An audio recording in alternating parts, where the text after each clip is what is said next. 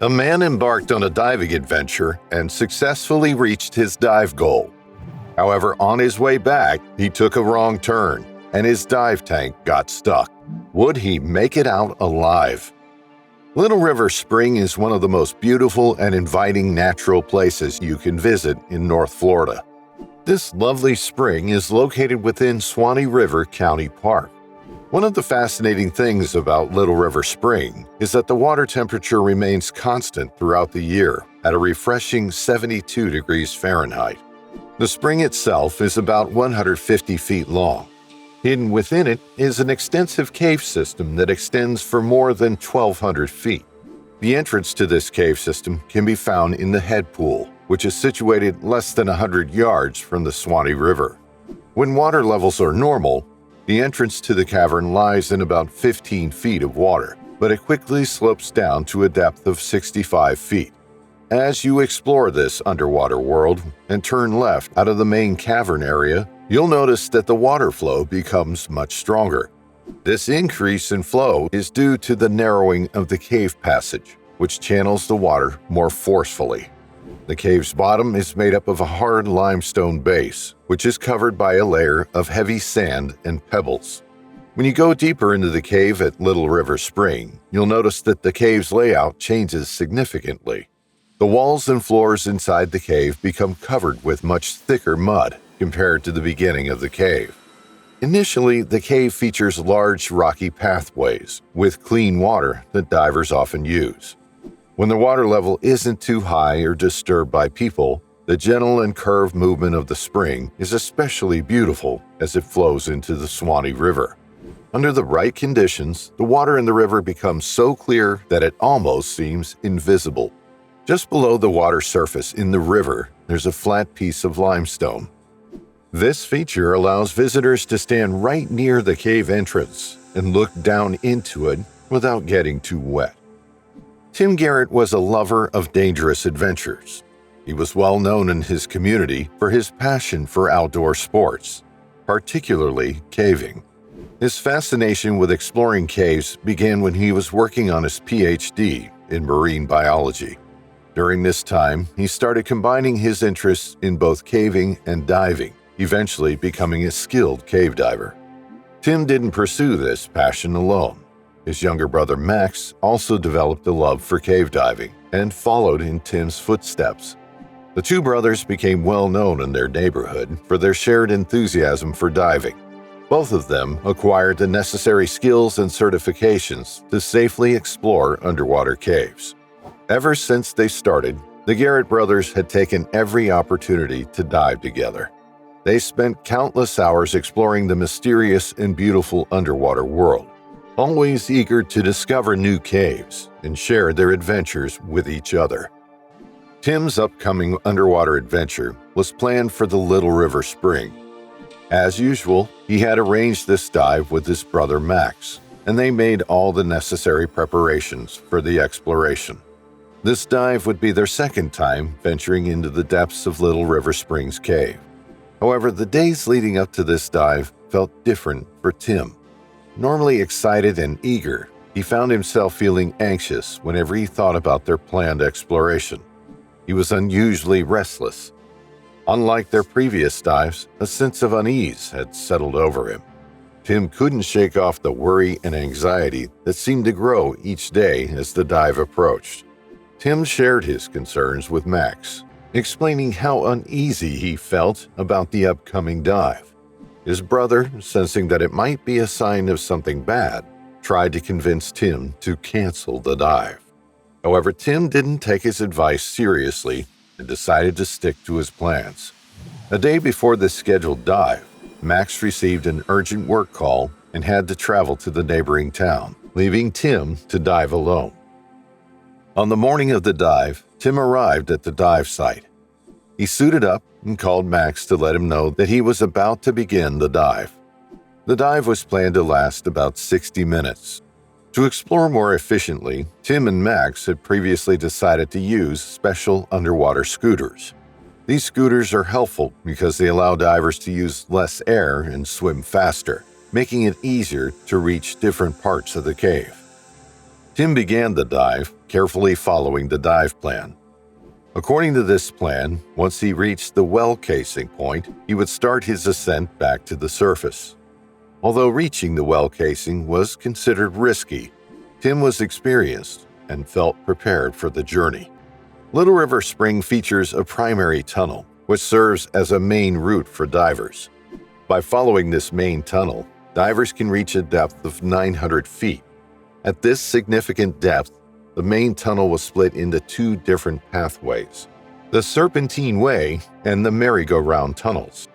Divers have the option to proceed through either of these tunnels, depending on their preferences and experience levels.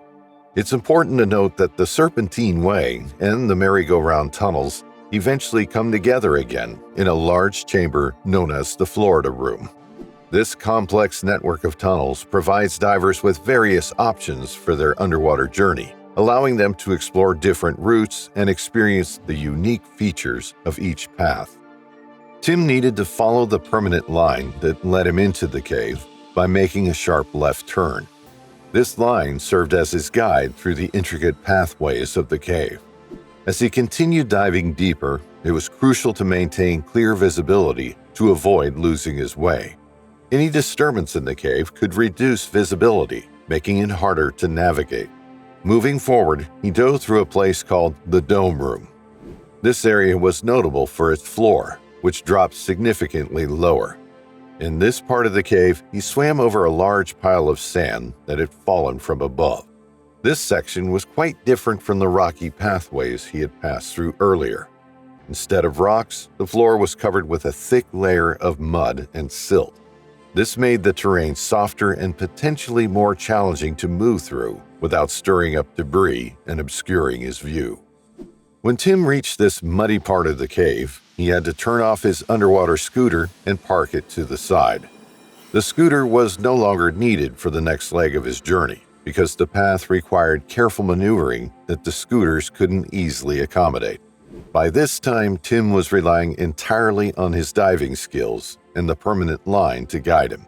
Eventually, he reached the well casing. He felt a sense of accomplishment upon arriving at this point, knowing he had navigated through the cave's complexities successfully. Now it was time to start his ascent back to the surface. He carefully followed the same path he had taken on the way down, making sure to keep the permanent line in sight and maintain his orientation.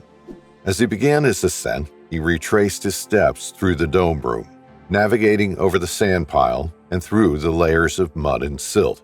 He then reactivated his underwater scooter to help him move more efficiently through the clearer, rockier sections of the cave. When Tim reached a depth of 25 feet, he encountered a place where the underwater cave split into a Y.